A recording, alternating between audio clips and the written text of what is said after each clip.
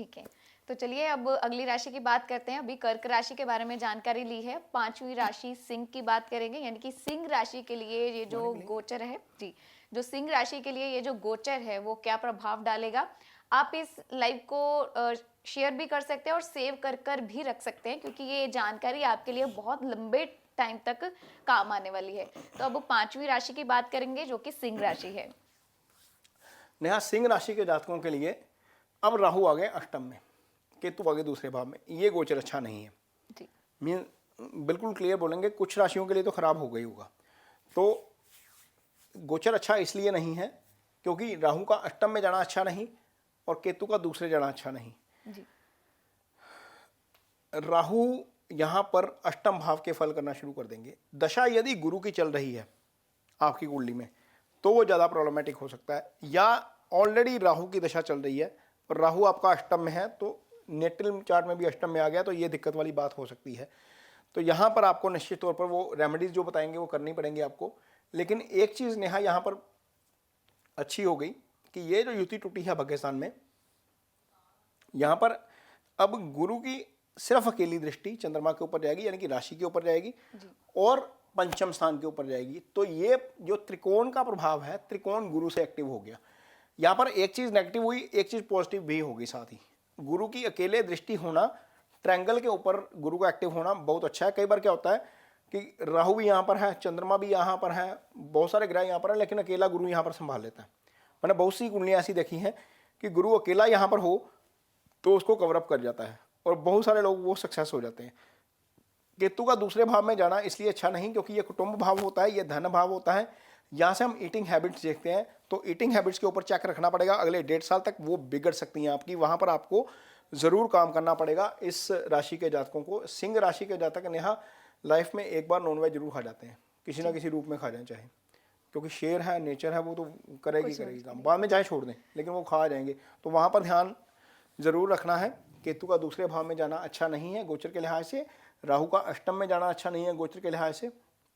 हालांकि ये कंजंक्शन टूटना आपके लिए बहुत अच्छा है। मंगल सूर्य बुध, मंगल सूर्य दोनों शुभ गोचर में है, ये अच्छी स्थिति है। आगे हालांकि चेंज हो जाएंगे, लेकिन नेहा गुरु का यहाँ से इस भाव को दृष्टि देना, इस भाव को दृष्टि देना, जो पंचम भाव होता है इजी गेंस का भाव होता है। यानी कि यदि आप कोई एफर्ट करेंगे, अब किसी काम के लिए एफर्ट कर रहे हैं तो उसके फल आपको मिल जाएंगे। नॉर्मली क्या होता है नेहा, हम किसी काम के लिए एफर्ट करते हैं तो उसके फल हमें बहुत लेट मिलते हैं, या नहीं मिलते, या बहुत डिले के साथ मिलते हैं, या कम मिलते हैं।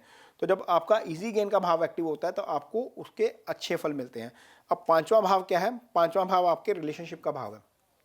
कुछ लोग लाइफ में सिंगल रहते हैं यंग अवस्था में, कुछ लोगों को पार्टनर मिल जाता है, कुछ लोगों का रिश्ता नहीं हो रहा होता, रिश्ता होकर टूट जाता है। तो गुरु की दृष्टि अब क्या करेगी, सिंह राशि के जातकों के लिए कोई ना कोई पार्टनर ले आएगी लाइफ में, भले ही वो घर वालों की मर्जी से हो, भले ही वो इंडिविजुअल मर्जी से हो। तो वहाँ पर ये चीज़ उनके लिए एक तरीके से अच्छी हो गई। गुरु इस भाव को लगातार एक्टिव रखेंगे और जिनको संतान नहीं है नेहा, वो संतान वाला भाव भी एक्टिव हो गया साथ ही। गुरु संतान के कारक हैं, वहाँ पर गुरु की अपनी मूल त्रिकोण राशि पड़ी है, गुरु उस भाव के कारक हैं और गुरु पंचम से पंचम पड़े हैं। यहाँ से हम काउंट करेंगे 1 2 3 4 5, संतान यहाँ से भी देखी जाती है, संतान का विचार इस भाव से भी किया जाता है क्योंकि गुरु इस भाव के भी कारक हैं। तो निश्चित तौर पर यह स्थिति यहाँ पर अच्छी हो गई। जिनको संतान की दरकार है, जिनका रिश्ता नहीं हो रहा, उनके लिए स्थिति अच्छी हो गई। अदरवाइज चंद्रमा के ऊपर गुरु का पॉजिटिव असर रहेगा, लेकिन एक चीज़ जरूर ध्यान में रखिएगा कि जिद मत करिएगा, जहाँ पर आप फंसे वहाँ पर आपका नुकसान हो जाएगा। मैं इसलिए बोल रहा हूँ क्योंकि शनि की दृष्टि सीधी आपके लगन के ऊपर पड़ रही है, यानी कि राशि के ऊपर पड़ रही है। किसी मामले में आप फंसे तो बहुत बुरे फंस जाओगे और स्टैंड इतना ले लोगे कि वो चीज़ बाद में जब हो जाएगी आपको लगेगा कि स्टैंड गलत ले लिया। तो लिबरल होने की कोशिश करिए। अगला 1.5 साल जब तक शनि यहाँ पर है, मार्च 2025 तक यहाँ रहेंगे, आपके सामने ऐसी बहुत बार स्थिति आएगी कि आप किसी चीज़ को लेकर गलत स्टैंड ले लोगे। वहाँ पर गलत स्टैंड लेने से बचना है। ग्रह करवाते कुछ नहीं है नेहा, ग्रह यही करवाते हैं कि आप गलत चीज़ के लिए स्टैंड ले लेते हो, गलत काम के लिए स्टैंड ले लेते हो। पता लगता है बाद में ये तो चीज़ ही कुछ और थी। वहाँ पर चीज़ें जब रिवील होती हैं फिर पता लगता है यार ये तो गलत हो गया। तो यहाँ, और वैसे भी ये स्थिर राशि है, जो ये वाला केंद्रीय प्रभाव है ना, ये वाला 2 5 8 11, ये चारों राशियाँ स्थिर होती हैं। ये व्यक्ति वैसे ही स्टैंड लेने वाले होते हैं कि ऐसे व्यक्ति के साथ रिलेशनशिप हो ना लाइफ में, ये बंदा छोड़ के नहीं जाएगा कभी। ये 4 राशियां बहुत स्टैंड लेने वाली राशियां होती हैं, लेकिन कई बार गलत चीज के लिए स्टैंड लेना इतना भारी पड़ता है, बंदा सोचता रहता है बाद में ये क्या हो गया। तो यहाँ पर स्टैंड नहीं लेना, स्टैंड लेने से जरूर बचिएगा। बाकी गुरु का असर आपके ऊपर रहेगा, राहु केतु का असर नेगेटिव है। यदि राहु अष्टम में पड़ा है आपका या राहु की दशा चल रही है तो निश्चित तौर पर चीज़ें थोड़ी सी बिगड़ सकती हैं। वहाँ पर आपके लिए उपाय ज़रूर बताते हैं, उपाय ज़रूर करिएगा नेहा। इनको तो ज़रूर करने चाहिए, राहु के उपाय और केतु का उपाय भी इनको ज़रूर करना चाहिए। और कुछ उपाय तो कॉमन ही है, जैसे कंबल दान करना कॉमन है, नारियल दान करना कॉमन है, सप्तधान्य दान करना कॉमन है। तो ये आपको राहु केतु के लिए निश्चित तौर पर उपाय ज़रूर करिए, क्योंकि जहाँ पर केतु का प्रभाव है, राहु का प्रभाव है, वो धन स्थान होता है। धन की लाइफ में कमी आएगी तो चीज़ें आपके लिए थोड़ी सी गड़बड़ हो सकती हैं।